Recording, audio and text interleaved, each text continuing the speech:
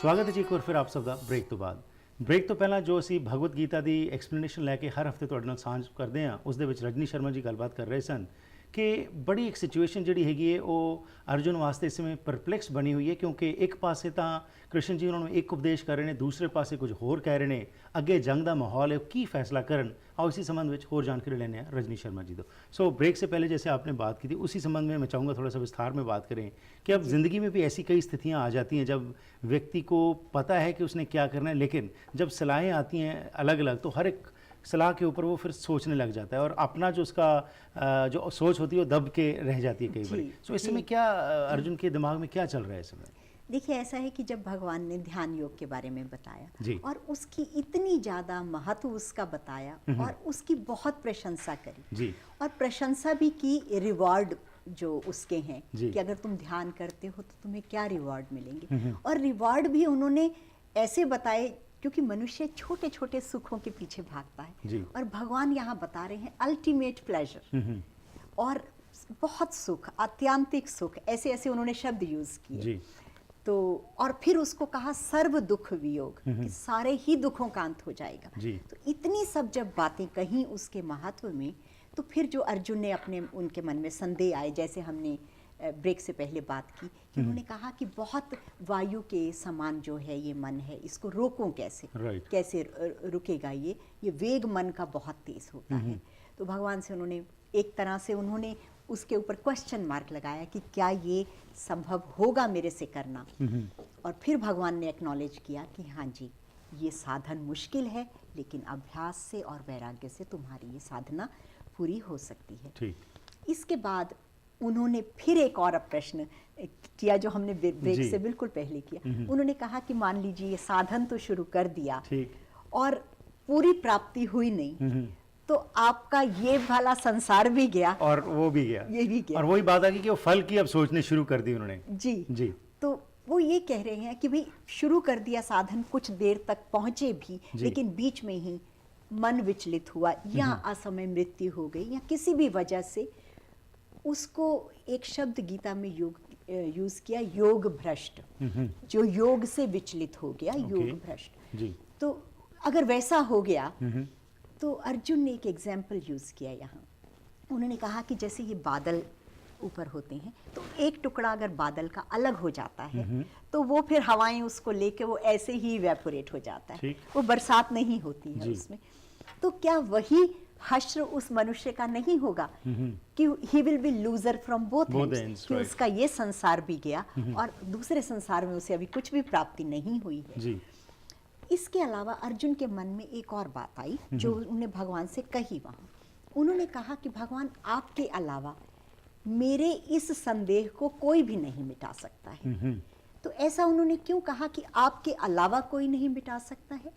इस लोक की बातें तो हम सभी जानते हैं जी। पर परलोक की बात या मृत्यु के बाद की बात भगवान के अलावा नहीं जानता है कोई।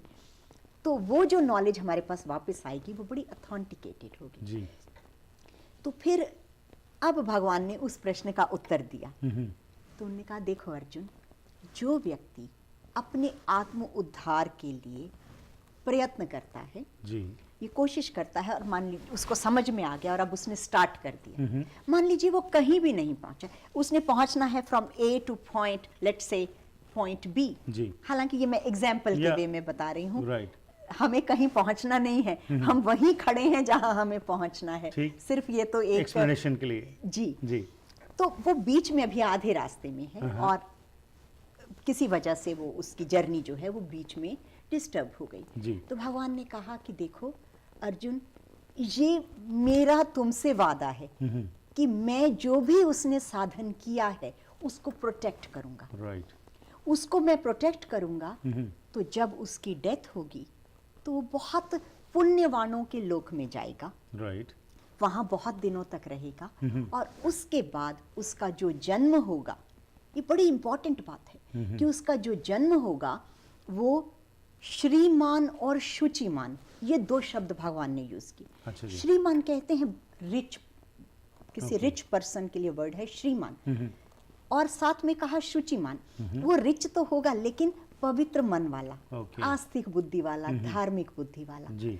तो जो रिच होगा और धार्मिक बुद्धि वाला होगा, ऐसे परिवार में तुम्हारा जन्म होगा। उससे क्या होगा कि तुम्हारे जो पुराने संस्कार हैं जी। वो तुम्हारे फिर से फलित होंगे वहां पे, क्योंकि तुम्हें वो माहौल ऐसा मिलेगा। Right. और उसके बाद तुम फिर से अपनी साधना में लगोगे। हम कई बार, आपके भी हमारे भी सभी के अनुभव में आया होगा कि कभी कभी कोई बच्चे जन्म से ही बहुत इस तरफ की ध्यान रखने वाले जी, होते जी। हैं, आस्तिक बुद्धि की। तो ये एक जन्म की साधना नहीं है, राइट। कई जन्मों की साधना है। तो भगवान ने कहा कि जो कल्याण के मार्ग पे चलता है, जी। अपने आत्मोद्धार के लिए चलता है, इस दिशा में प्रयत्न करता है, उसकी कभी भी दुर्गति नहीं होती। तुमने जो सोचा कि उसका ये छूट गया और वो नहीं मिला, ऐसा नहीं होगा। राइट। आप देखिए कि एक बच्चा आया अभी और रिच परिवार में आया है, बोथ जी। Rich and pious. जी। क्योंकि रिच तो कोई ड्रग वाले के पास भी पैसा हो सकता है, जी, उनके जी। पास भी हो सकता है, लेकिन वो नहीं। जी। दोनों चीजें जब आएंगी उस परिवार में आएगा। आप देखिए कि उस बच्चे का जीवन शुरू से, बचपन से कितना सुख भरा होगा। राइट। उसको हर चीज वहां तैयार मिल रही है, उसको संसार में इतना परिश्रम करने की जरूरत नहीं है। जी। तो उसका जो ध्यान है, उसके लिए भगवान ने वो ऐसा एक वातावरण तैयार कर दिया कि अब वो अपनी साधना पूरी करेगा। और अगर उसके मन में और ये प्रयत्न जारी रहा तो एक उसी जन्म में सिद्धि को प्राप्त हो जाएगा, परम गति को प्राप्त हो जाएगा। अब यहाँ पर एक तो ये बात कही श्रीमान शुचिमन की, जो मैंने बात कही। जी। दूसरी बात भगवान ने कही कि कुछ लोग ऐसे हैं, क्योंकि जैसे कहा कि मृत्यु के बाद वो बड़े पुण्यवान लोकों में जाएगा, या जैसे स्वर्ग में जाएगा और भोग भोगेगा। लेकिन कुछ मनुष्यों का वैराग्य इतना स्ट्रांग है कि अब उनकी भोगों में कोई आस्था ही नहीं है, चाहे वो लोक का हो या परलोक का। जी। उन्हें पता चल गया कि जो इंद्रिय और विषयों के भोग हैं, ये किसी काम के नहीं, जी। क्षणिक हैं, दुख को लाने वाले हैं और खत्म होने वाले हैं। जी। और वो क्योंकि भोगेगा वो इन्हीं माध्यम से। तो भगवान ने कहा कि नहीं, मतलब जो अगर वैराग्य उसके मन में इतना तीव्र है तो उसे नहीं चाहिए वो सब। राइट। तो उसको भगवान ने कहा कि मैं उसे योगियों के परिवार में जन्म दूंगा। आपने देखा कि कोई गृहस्थ लोग भी होते हैं, लेकिन वो शुरू से उनके ध्यान और साधन बहुत करते हैं। जी। तो उनकी जो मनस्थिति होती है गृहस्थ में रहते हुए भी ऐसी होती है जैसे योगियों की और सन्यासियों की होती है। तो भगवान ने कहा तुम्हें उस कुल में मैं जन्म दूंगा। कि मतलब जो श्रीमान शुचिमान है उनमें तो यह है कि वातावरण वैसा मिला कि वो अपनी साधना कर सकेगा। लेकिन जब योगियों के कुल में जन्म लेगा तो वो छोटा सा बच्चा भी उनके साथ बैठ के ध्यान करेगा। राइट। वो पेरेंट्स उसको शुरू से उस तरफ लगा देंगे, उसकी वृत्ति उस तरफ मुड़ जाएगी और फिर वो अपनी सिद्धि को प्राप्त होगा। तो भगवान ने इस चीज को कहा कि मैं तुम्हारी इस साधना को प्रोटेक्ट करूंगा। Right. Wherever you go, it is going to come with assurance you. जो है वो मिल रही थी अब इनको। जी। राइट। तो क्या उससे कोई फर्क पड़ा अर्जुन के जो मनोबल था, जो मन की स्थिति थी, ये सुनने के बाद कोई इसके बारे में जिक्र होता है?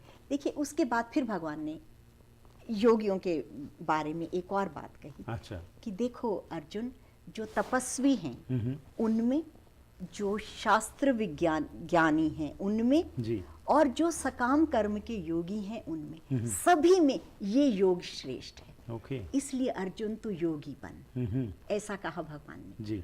और उसके बाद फिर योगियों में भी कौन श्रेष्ठ है इसकी बात फिर वो आगे करेंगे। लेकिन ये जो मैं आपसे मैंने बात कही कि इस लोक में छोड़िए परलोक में भी वो साधन सुरक्षित रहेगा, तो मुझे ध्यान आया कि गुरुवाणी भी कुछ इस तरह का कहती है, आई थिंक शायद सुखमनी साहिब में, कि जहाँ सुत मीत न भाई वहाँ नाम तेरा सहाय।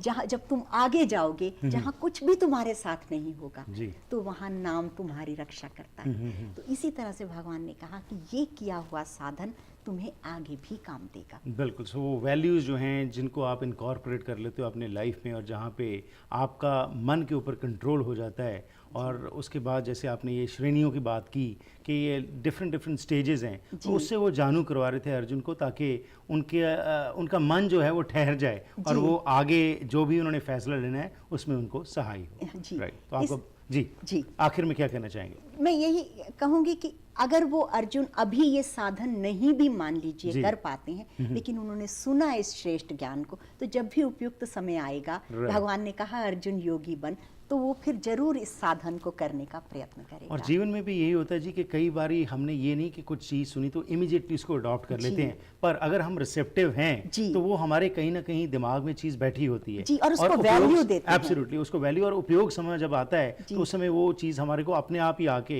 गाइड कर देती है। ये अलग बात है हम उसको फॉलो करते हैं या नहीं करते। बहरहाल बहुत बहुत धन्यवाद आपका, यहाँ पे आके आप हर हफ्ते हमारे साथ सांझ पाते हैं और गीता के संबंध में जो हमारे जानकारी दे रहे हैं, आस करते हैं कि हमारे ज़रूर जो दर्शक हैं इसका बेनिफिट लेंगे। Thank you very much. Thank you. So इस दिन ਨਾਲ ਹੀ ਕਰਦੇ ਹਾਂ ਜੀ ਅੱਜ ਦੇ ਇਸ ਪ੍ਰੋਗਰਾਮ ਦੀ ਸਮਾਪਤੀ। ਫੀਡਬੈਕ ਲਈ 604 603 7555 ਜਾਂ ਫਿਰ ਈਮੇਲ ਰਾਹੀਂ harpreet@akaltv.com ਤੇ ਸੰਪਰਕ ਕਰ ਸਕਦੇ ਹੋ। ਇਹ ਤੁਹਾਡਾ ਆਪਣਾ ਪ੍ਰੋਗਰਾਮ ਹੈ, ਇਸ ਵਿੱਚ ਜ਼ਰੂਰ ਆਪਣੀ ਫੀਡਬੈਕ ਦਿਆ ਕਰੋ ਅਤੇ ਕਿਸ ਤਰੀਕੇ ਦੇ ਪ੍ਰੋਗਰਾਮਸ ਤੁਹਾਨੂੰ ਚਾਹੀਦੇ ਨੇ ਉਸ ਵਾਸਤੇ ਸਾਡੇ ਨਾਲ ਸਾਂਝ ਪਾਇਆ ਕਰੋ। ਸਾਡੀ ਇਹੀ ਕੋਸ਼ਿਸ਼ ਹੁੰਦੀ ਹੈ ਕਿ ਤੁਹਾਨੂੰ ਇਨਫੋਰਮ ਕਰੀਏ, ਐਜੂਕੇਟ ਕਰੀਏ ਤਾਂ ਕਿ ਤੁਸੀਂ ਇੰਪਾਵਰ ਹੋ ਸਕੋ। ਜਿੱਥੇ ਸਾਨੂੰ ਆਪਣੇ ਇਤਿਹਾਸ ਨਾਲ ਜੋੜਿਆ ਜਾਂਦਾ ਹੈ, ਜਿਸ ਤੇ ਕਿ ਸਾਨੂੰ ਮਾਣ ਹੈ, ਪਰ ਨਾਲ ਮੁੱਖ ਮਕਸਦ ਇਹੀ ਹੁੰਦਾ ਹੈ ਇਤਿਹਾਸ ਤੋਂ ਅਸੀਂ ਕੀ ਸਿੱਖ ਰਹੇ ਹਾਂ ਤੇ ਕਿਸ ਤਰੀਕੇ ਨਾਲ ਉਹਨਾਂ ਚੀਜ਼ਾਂ ਨੂੰ ਆਪਣੇ ਜੀਵਨ ਵਿੱਚ ਇਨਕੋਰਪੋਰੇਟ ਕਰ ਸਕਦੇ ਹਾਂ। ਸੋ ਫਿਰ ਮੁਲਾਕਾਤ ਕਰਾਂਗੇ, ਤਦ ਤੱਕ ਗੁੱਡ ਬਾਏ।